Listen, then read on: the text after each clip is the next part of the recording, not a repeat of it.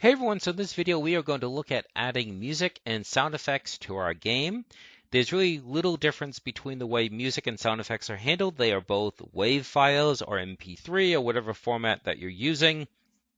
The only really difference is that music tends to be a little bit more passive. That music plays when a scene loads, that kind of thing, whereas a sound effect plays based on player interaction. So you've clicked on a button, that kind of thing. But functionally, there's almost no difference. So let's get into how that works. So I created a folder here for the audio files. Audio clips, audio files, interchangeable. The term that Unity uses is audio clips, so I'll try to stick to that. So you right click, create folder if you want to create a separate folder.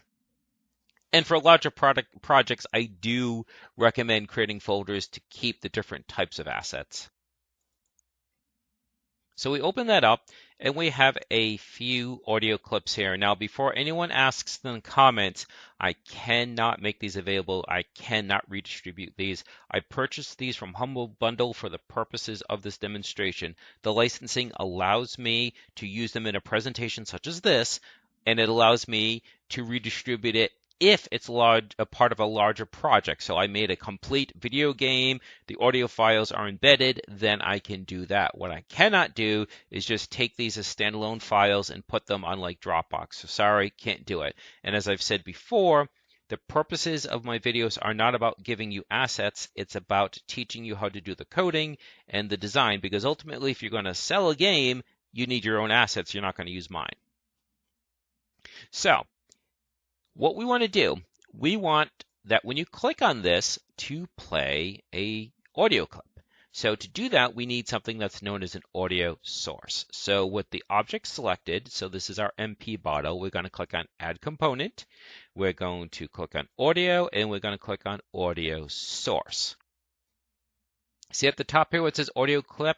So it's important that you differentiate between the audio source and the audio clip. You only need one audio source for an object to play sound files, but that one audio source can play many audio clips. You only have one assigned at a time, but it can cycle through them.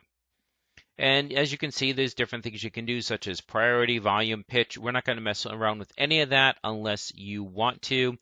These can be changed in real time, so it can be changed, or should I say, during the runtime via code. So via script, you can change these. I'm not going to, again, maybe in a later video if we decide that we want to do some more in depth. But for the purposes of this kind of game, you really don't have to mess around with a lot of that, because like distance and things like that really doesn't apply. So what we're going to do, we're going to take an audio clip and assign it here. So we have one for a mouse click, and we're going to put it there. Now, as this is, if I was to make no changes, that audio clip would play as soon as that object is instantiated. That object is instantiated when the scene is created. So as soon as the scene plays, you'd hear the audio clip. We don't want that, so we're going to uncheck play on awake. So now it won't play, it's just going to sit there as if it isn't there. Now we need to use scripts to change that functionality. We need a script to make it play. And it's going to be based on the mouse click. So the icon script is attached to this object. And if you look, so this is the icon script. And we're in the on mouse down section, which makes sense because that's what we said we're going to have be the trigger for the sound playing. It's going to be clicking with the mouse. All right. And we already have this section that is looking for you clicking on the potion icon. And that's good game design, is when you carve out a section that as you have more functionality, you can just roll it right into that section. So you don't want to have to create another check for another event. You already have that event, and then you can just stack more things onto it. So this only happens with a positive condition. In other words, I believe we start with 5 potions. So what you could do is you could create additional functionality that looks for when there's not 5 potions, okay, that there's 0 potions, and maybe you could have like a buzzer sound and say, basically the buzzer's letting them know that nothing happened. They clicked on it, but nothing happened. So what we're going to do is, for the purpose of this demonstration, we're only having a successful sound. So what this does is, this says, is the potion icon being clicked on, and do you have at least one pot? And then this goes through the consumption of the potion and the increasing of the HP stat. So right in here, we just do get components, audio source, and then just play with parentheses at the end. If I recall correctly, I believe you can put a delay in there, but we don't need it for the purposes of this video, at least not yet.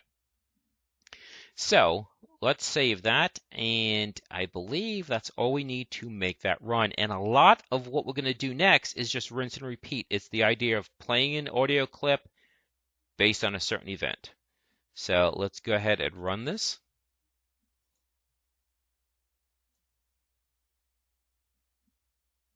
If I click on it, there you go. We had the sound, and again, it's the potion was consumed. And like I said, you could create a separate section that says if there's 0, then you play a different sound, like a buzzer. Right now, what would happen is, since this isn't true and you click on it, then just nothing happens because none of this executes. Okay? So great. So just like that, we added a sound effect. Now, you could do that to all the other ones if you want. I'm not going to rinse and repeat because I just showed you how to do it. It's in the on mouse down section, and you just, again, you attach the audio source, you attach the audio clip, you get rid of play and awake, and then on the on mouse down section is where you then say play. So that's rinse and repeat. I don't want to waste anyone's time. Now let's look at a spell.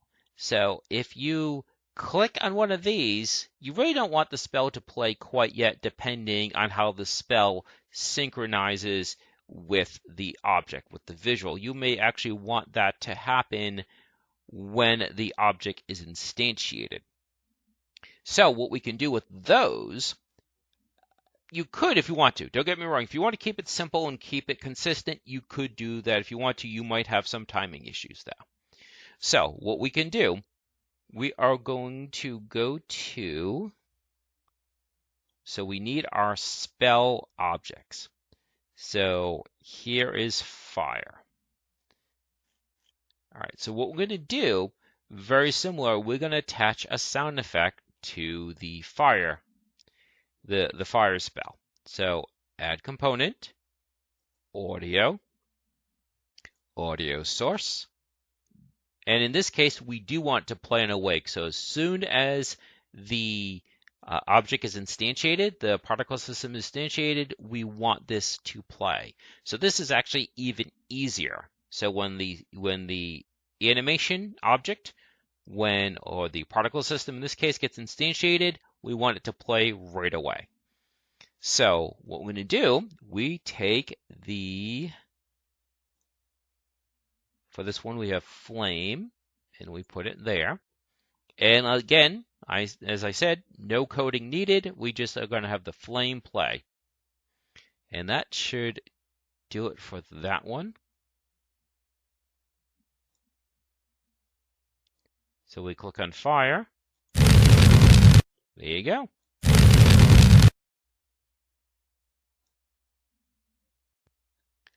And just like the clicking on the icon, the other spells just rinse and repeat. And that is, you attach the audio component, the audio source component, to the spell object, and you have it set to play as awake. And then when the object gets instantiated, it plays. That simple. Now, the way to get the background music to play is actually the same, because what we're going to do, we're going to attach the background music to the GM object. The GM object gets instantiated when the scene gets instantiated, when the scene gets loaded, which means that just like the spell, when the scene loads, the GM object loads and then automatically will play that audio clip because it's going to be set to play on awake. So we click to our GM object and we go to add component. we go to, audio, audio source. Again, we want to leave plays awake, and we take this one. I believe that is the music.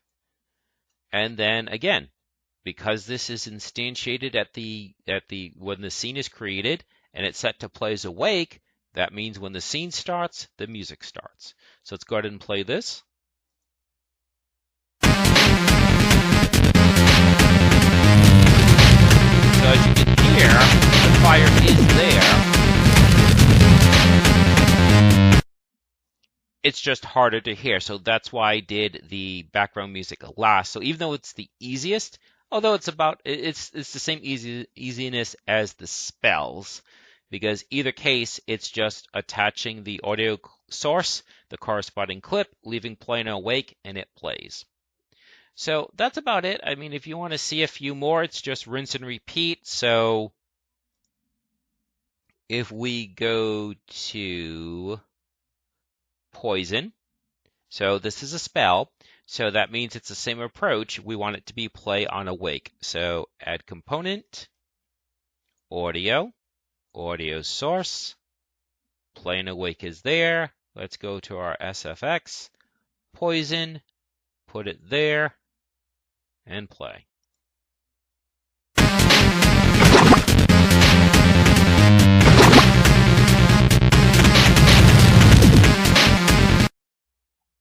And that's it.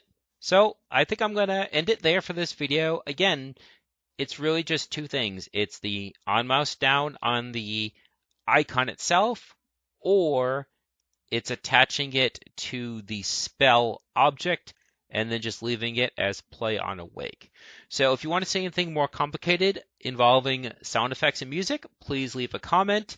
Really haven't had many comments yet. I've had one that I'm deciding if I can do. I know I can do it. It's just it requires a fairly substantial change in the way we've been working this. Basically, in the very first Dragon Warrior Dragon Quest game, there wasn't a separate battle scene. You just had like a window open up in the middle, and then the battle took place there. So I might do that, but it really kind of breaks the system. And to me, it's kind of close enough. It loads really quickly.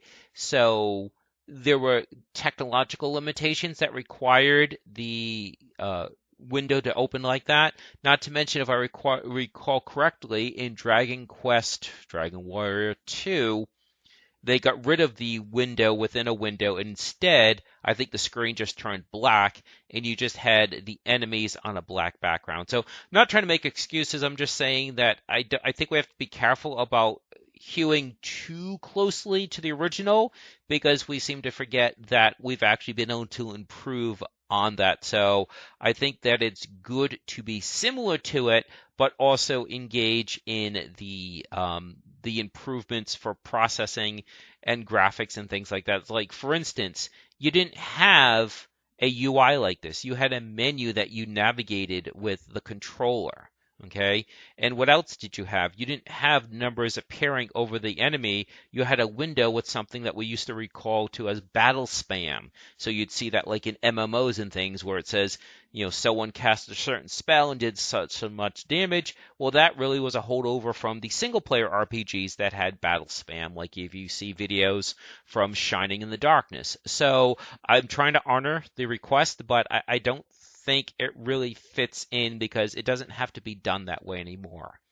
That we can have a full background that loads basically instantaneously, and that we have a few other modern UIs. So if there's anything else that someone would like to see, just let me know. But again, if there's any sound effects more complex that you want to see, let me know. But again, with this kind of game, you really don't deal much with as far as volume and distance and location and things like that. So I'm thinking that I'm probably pretty close to the end. The last couple of videos, I keep saying this is the last video, and then it's not. So we'll see. We'll see what else you guys want to see. So I hope you found this useful, and please enjoy the rest of your day.